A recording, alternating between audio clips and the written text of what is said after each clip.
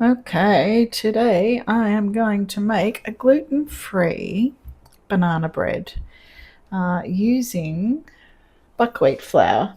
First of all, I'm going to get some flax seeds and I'm going to grind them up.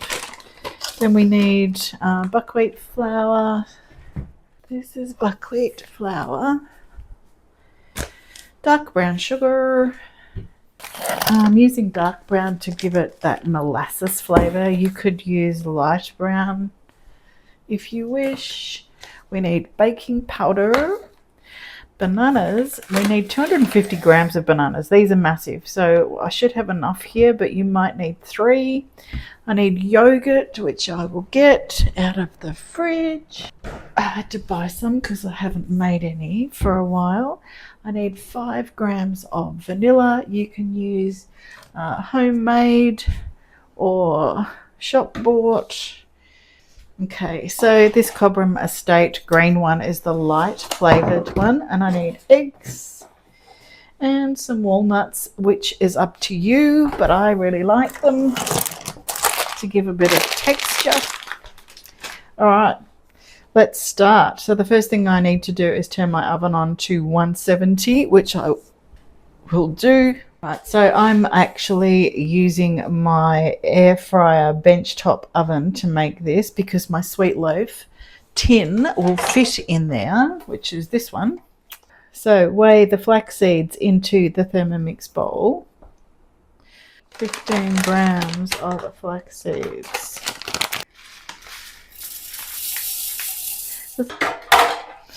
We're going to pop the lid on.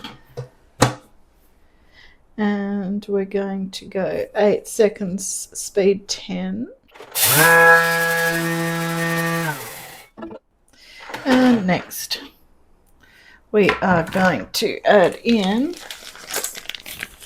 150 grams of buckwheat flour.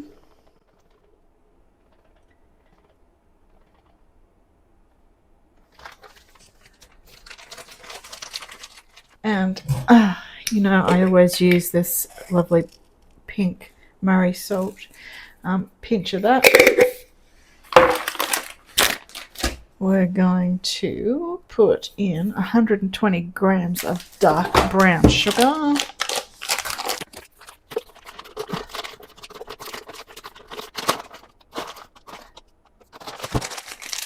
And 10 grams of baking powder.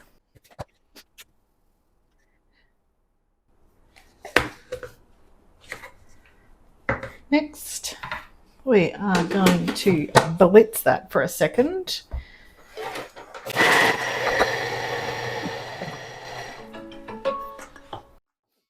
All right, that's just to mix it really well. If you have dark brown sugar, it can quite often clump. So I've mixed it fairly high so that we can get rid of any lumps. Now I am going to go to the next step, and it says 250 grams of ripe banana. The riper the better. If you have ripe bananas, you can always freeze them if you don't know what to do with them at this, you know, if you've only got like one, can't really do much with one. 250 grams. Okay, it's 256. I get to eat this bit. Oh, all right, so that's the banana. Then we want yogurt. Just grabbing a spoon. All right, we want 70 grams of yogurt.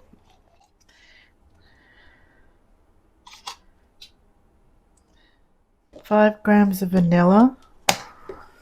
I'm just going to use this Queen vanilla paste this time.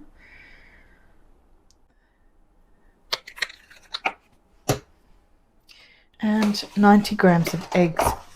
So it's like 2 eggs.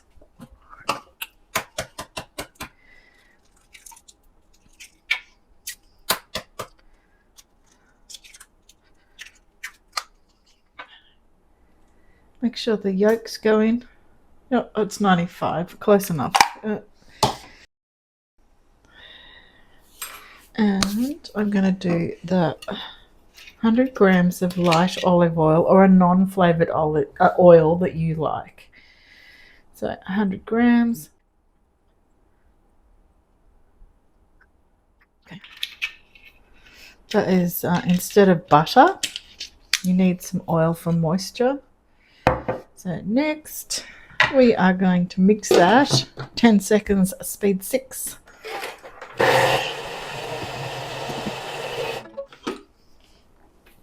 Okay, now that's blended that banana and oil, everything together. Just give it a big scrape down.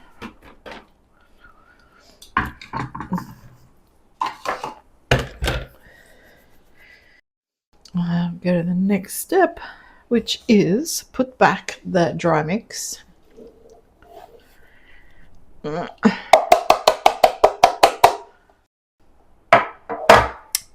And around 80 grams of chopped walnuts. Oop. I'm just going to break them up by hand because I don't mind if they're... These are pretty small in here anyway. That's perfect. Alright, so we're going to go 10 seconds reverse speed plus 6.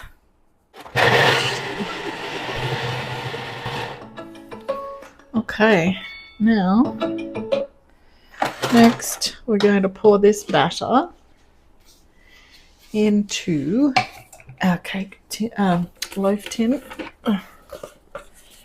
Just give it a bit of a scrape down and stir. Pour it in and bake. So this is going to take about 40 minutes in my oven.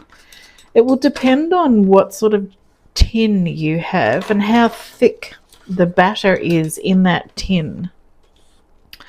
Loaves usually take longer than cakes. Of course, you could make this in a cake tin. It's completely up to you. You could do it in a tray if you like. It'll take less time to cook in a thinner tray or cake tin. I'm just going to give this a bit of a blitz to get all the batter off the blades. So I'm going to go to manual, just 10 seconds speed.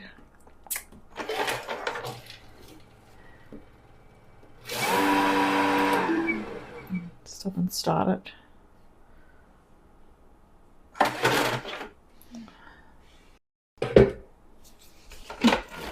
Just takes all the batter off the blades.